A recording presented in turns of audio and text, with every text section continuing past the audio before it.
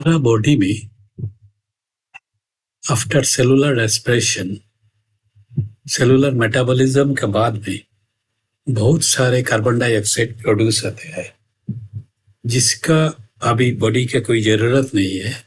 अगर ज़रूरत नहीं है तो इसका निकलने पड़ेगा कहाँ पे? बाहर में। तो बाहर में निकलने का कैसे जाएगा? वो टिश्यू से कैसे जाएगा? टिश्यू से लंग्स तक जाना है, उसका बाद में बाहर में निकलना है। तो टिश्यू से लंग्स तक 3 तरीका से कार्बन डाइऑक्साइड ट्रेवल कर सकते हैं। पहले है very little amount, about 7 to 10% of carbon dioxide dissolved हो जाते हैं प्लाज्मा में, और प्लाज्मा में मिलकर वो ट्रेवल कर सकते हैं up to lungs. Number 2, about 20 to 30% carbon dioxide haemoglobin और आरबीसी का साथ मिलकर बह सकते हैं, ट्रेवल कर सकते हैं। और about 70% of carbon dioxide travel कर सकते हैं एक मॉलिक्यूल बनकर, उसका नाम है बाइकार्बोनेट। तो एज डिजोल्व कार्बन डाइऑक्साइड, मतलब carbon dioxide about 7 to 10% of carbon dioxide dissolved हो जाता है प्लाज्मा में, जैसे ऑक्सीजन भी डिजल्व होता है प्लाज्मा में, वो अबाउट 2 to 3% और टिश्यू में चला जाता है। लेकिन वो carbon dioxide about 7 to 10% carbon dioxide tissue से प्लाज्मा में मिलकर लंग्स तक ट्रेवल कर सकते हैं। नेक्स्ट है about 20 to 30% of carbon dioxide haemoglobin का साथ मिलकर ट्रेवल कर सकते हैं। अगर हीमोग्लोबिन का साथ वो कार्बन डाइऑक्साइड मिलेगा तो एक कंपाउंड बनाएगा, उसका नाम होते हैं कार्ब एमाइनोग्लोबिन। वो कार्ब एमाइनोग्लोबिन जब बनेगा तो हीमोग्लोबिन कैसे बनता है, कार्बोहीमोग्लोबिन कैसे बनता है? हीमोग्लोबिन 2 काम कर सकते हैं। वो लंग्स से ऑक्सीजन लेकर टिश्यू तक जाते हैं, एंड आफ्टर सेलुलर मेटाबॉलिज्म वो सेम हीमोग्लोबिन लंग्स से कार्बन डाइऑक्साइड लेकर बाइंड कर लंग्स तक ले आ सकते हैं। लेकिन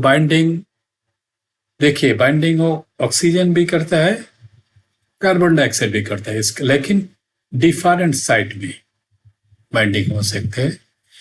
सोच लो एक कार है जिसका नाम है हीमोग्लोबिन। वो हीमोग्लोबिन का जब ऑक्सीजन को लेकर जाएगा टिश्यू पे, तो वो हीमोग्लोबिन ऑक्सीजन का बैठाएगा फ्रंट सीट में, और जब टिश्यू से कार्बन डाइऑक्साइड लेकर लंग्स तक आएगा तो कार्बन डाइऑक्साइड मॉलिक्यूल का बैठाएगा बैक सीट में। तो डिफरेंट साइट हो गया। नाउ दिस हीमोग्लोबिन जो कार्ब एमाइनो हीमोग्लोबिन बनाता है, उसको रिड्यूस्ड हीमोग्लोबिन भी बोल सकते हैं, क्योंकि उसमें ऑक्सीजन बहुत कम है, और डीऑक्सीजनेटेड हीमोग्लोबिन भी बोल सकते हैं। और उसका बाइंडिंग कैपेसिटी बहुत ज़्यादा होते हैं कार्बन डाइऑक्साइड का साथ देन ऑक्सीजनेटेड हीमोग्लोबिन। ये सब मैकेनिज्म एक साइंटिस्ट जिसका नाम था हेल्डेन, उसी ने डिस्क्राइब किया। और वो हेल्डेन ये भी डिस्कस किया, जो ऑक्सीजन बाइंडिंग ऑफ हीमोग्लोबिन जब हो जाता है, वो प्रमोट करता है release of carbon dioxide from blood. Next है एज बाइकार्बोनेट कैसे कार्बन डाइऑक्साइड ट्रेवल कर सकते हैं। Majority of carbon dioxide about 70% of carbon dioxide travel in this वे।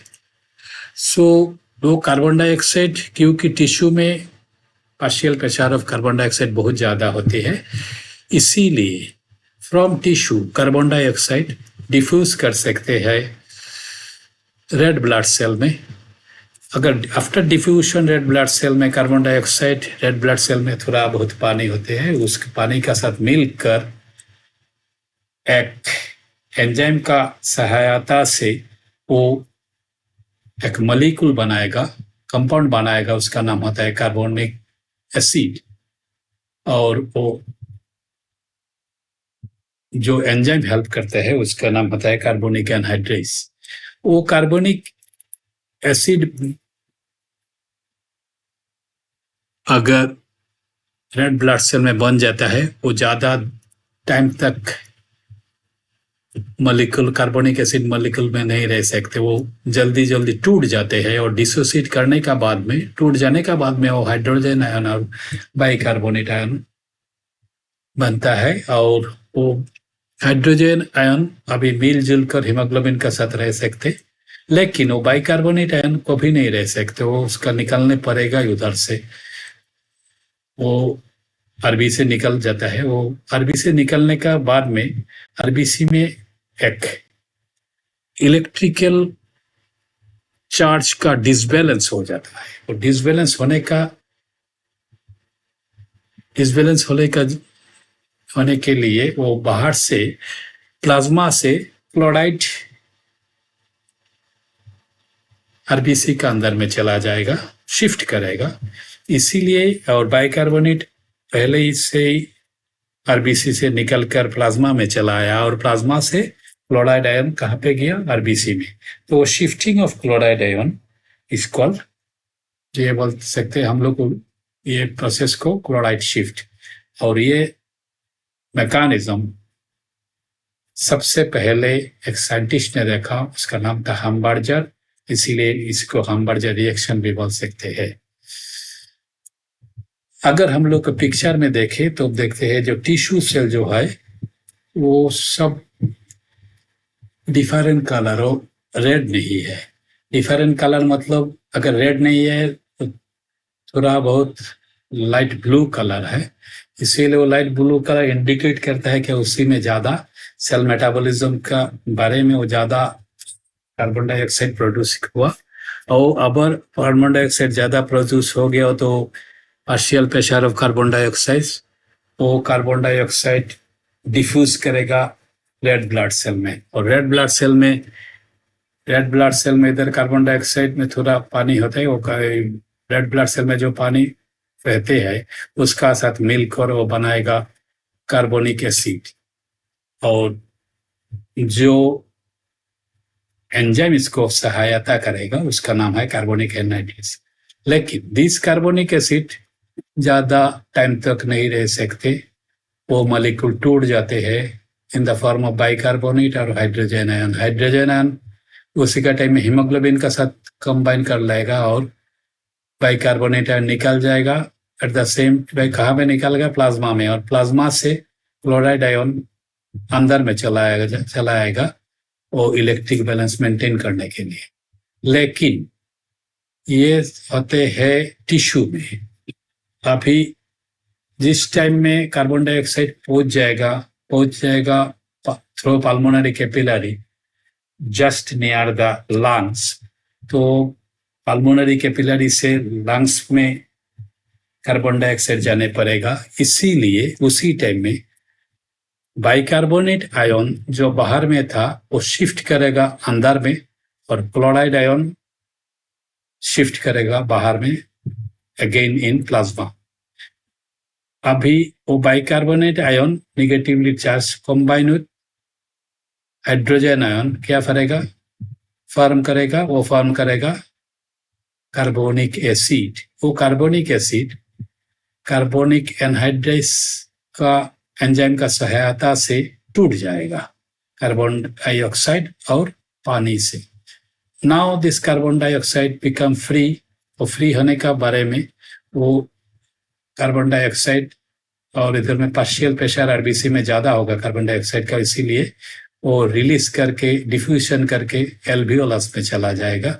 और at the time of inhalation acceleration का टाइम में वो बाहर में निकल जाएगा। So this is about transport of carbon dioxide.